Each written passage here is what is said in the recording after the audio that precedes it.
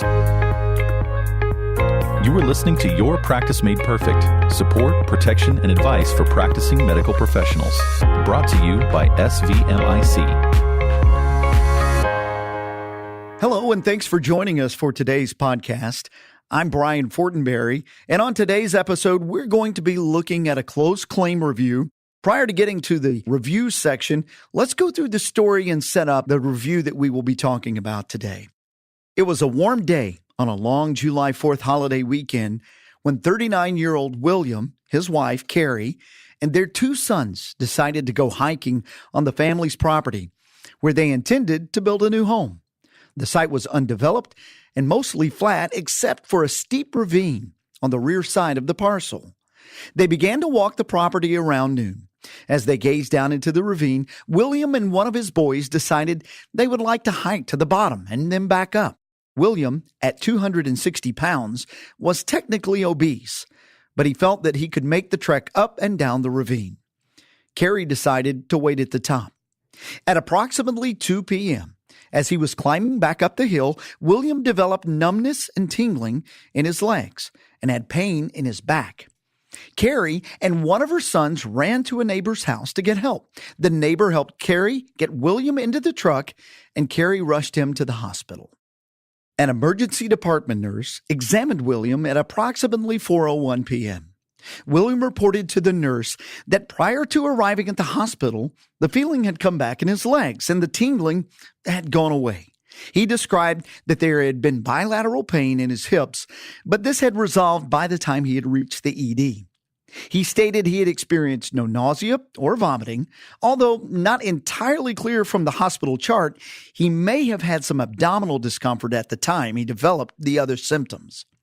William also reported to one of the ED nurses that he had a, quote, weird feeling in the center of his back after the tingling resolved, end quote. It was unclear whether the complaint of abdominal pain had resolved itself before or after arrival at the ED. However, a nurse's note at 4:01 p.m. stated that William was alert and oriented and denied any pain. Dr. Kindly came in to examine William at 4:15 p.m., approximately 1 hour after his arrival at the ED. William told Dr. Kindly about having pain in his lower back at the midline of the lumbar area, although it is not entirely clear whether that complaint had already resolved itself by the time she saw him. Dr. Kindly does not believe she was told about the, quote, weird feeling in his back, end quote, by the nurse, and does not believe she saw the nurse's note. Dr. Kindly noted that there was no significant past medical history other than a hernia repair. She checked William's general constitution, respiratory, cardiovascular, and gastrointestinal systems, and performed a bilateral straight leg raising test because of the complaint of bilateral hip pain and low back pain. The straight leg raising test was negative bilaterally, even though he had complained of some midline lumbar tenderness.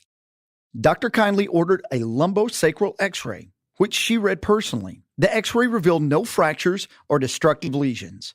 However, a first-degree spondylolisthesis of L5 and S1 with bilateral spondylitic defects at L5 was detected and verified by a radiologist the next day. William was discharged that evening with instructions to take a muscle relaxant 3 times a day and an over-the-counter anti-inflammatory medicine 3 times a day as needed. He was instructed to follow up with his regular physician if his symptoms persisted or return to the ED if the symptoms worsened. After arriving home, William ate supper and went to bed early. Carrie went to work the next day, and when she returned home, she said he appeared sleepy. William took a short walk out into the yard, but came back in complaining his legs were becoming numb and tingly again. She had him sit until the symptoms cleared. Later, they went to bed. Carrie woke up at 3 a.m. and found William asleep on the couch. She woke him and urged him to come back to bed. He said he did not feel well and would sleep on their son's bed. She left for work at 6:15 a.m. and observed him sleeping on her son's bed. She spoke to her son around 1:30 p.m. and asked how his dad was doing. The son reported that his dad had been sleeping all day. She asked her son to check on him, and he reported that his dad looked blue and was not breathing. She instructed her son to call 911. Carrie also called 911 and then immediately drove home. When she arrived home, the emergency team told her, quote, "He's gone and there's nothing we could do," end quote. Carrie, who is a registered nurse, requested an autopsy several weeks after her husband's death. The autopsy report stated that the cause of death was aortic dissection. Carrie filed suit against Dr. Kindly and the hospital. With us today to discuss this case is Miss Judy Reneau. Welcome, Judy. Hello, Brian. Before we really even get into all the complexities of this case, first tell our listeners a little bit about yourself. Well, I am an attorney. My hometown is Memphis. I graduated from law school at the University of Memphis, and I moved to Nashville more than 15 years ago for this job. Well, fantastic. There's a lot going on, obviously, in this case. Let's start by looking at the fact that it seems as though Dr. Kindly and the ED nurse did everything they could when William arrived at the ED on that initial visit. Is there something that was missed or that maybe could have been done that would have changed the outcome of this case? Do you think there's something there? I think she did a really good history on him. No family history of aortic dissection. She used a process that I think was very thorough. There was really no problem then whenever William arrived with anything that they did in the initial evaluation. So what was the outcome of this case? It was tried to a jury and we got a defense verdict. If it turned out favorable for Dr. Kindly, how did she show the jury that she really didn't deviate from the standard of care and perform sufficient steps for ruling out a dissecting aorta? She showed to the jury that she went through a series of evaluations of the patient. She talked to him. She listened to his symptoms. She ordered films to be taken. She did a physical exam as well as straight leg raising, which is a test to detect certain things. She did all of those things, and nothing that indicated a dissecting aorta rose to the top of her mind. Was there anything that could have additionally been done that may have been brought up that was accused of, had you done this, that might have been detected? I believe what the plaintiff tried to show in the trial was that she should have suspected a dissecting aorta. In my research, at least, and I know it was brought out in the trial, that one would expect to find a ripping or tearing pain in the area of the dissection. You read in the summary that the patient described a, quote, weird feeling in an area in his lumbar spine. And this is a far cry from a description of a ripping pain or tearing pain.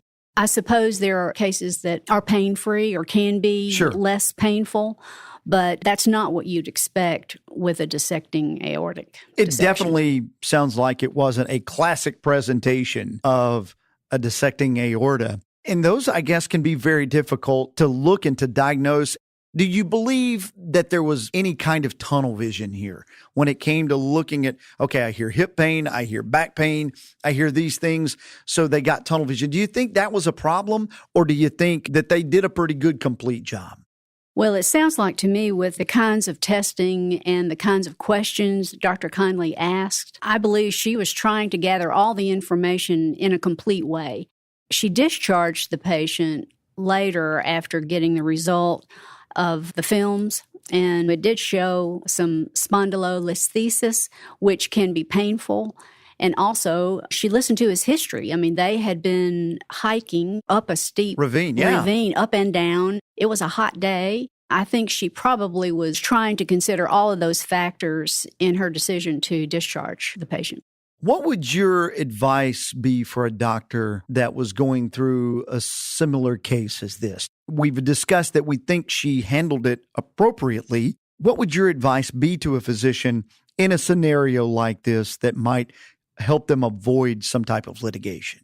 I think Dr. Kindly did what doctors are trained to do, which is use her observation, her skills of evaluating a patient, listening to what he has to say about the way he felt and the way he's feeling now.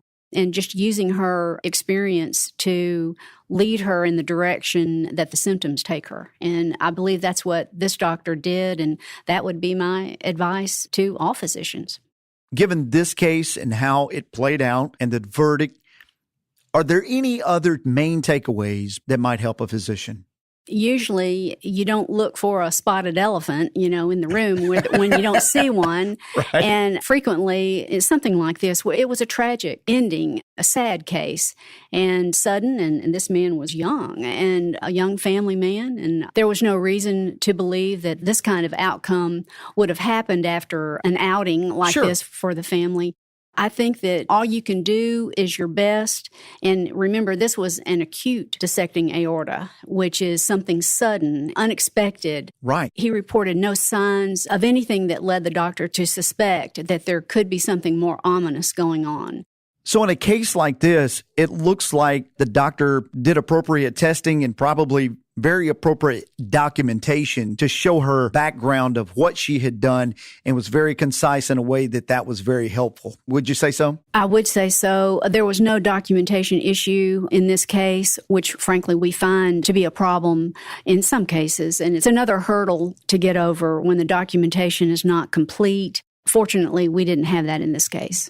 Thank you for taking the time to discuss this tragic and unfortunate case, but hopefully something that our listeners can learn from and help them in their daily practice. Thanks for being here. Thank you for having me.